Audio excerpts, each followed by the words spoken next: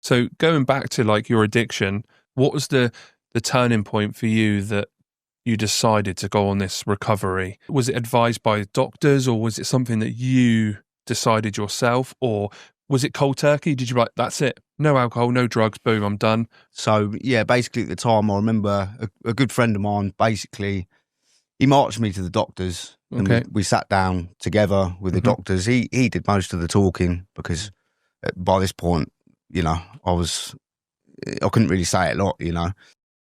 But the doctor basically said, on this medication, it's basically a benzocaine, a sleeping tablet. He says you cannot come off it cold turkey, whatever you do, because it could potentially kill you. Yeah. Or, you know. So he said, whatever you're on, I don't care where you get them from. Obviously, he couldn't prescribe them. No. But he says you drop half a tablet every week until you're down to nothing. So I was on a very high dose. So half a tablet, half a tablet a week, a day? A week. Wow. A week. Okay. So your body has to very slowly come off it.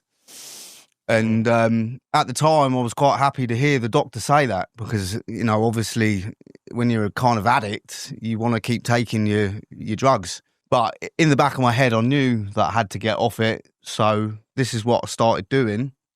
And in that time, I mean, I don't know how I did it, but I ended up meeting a girl and I moved away from the area I was in. So I had no access to the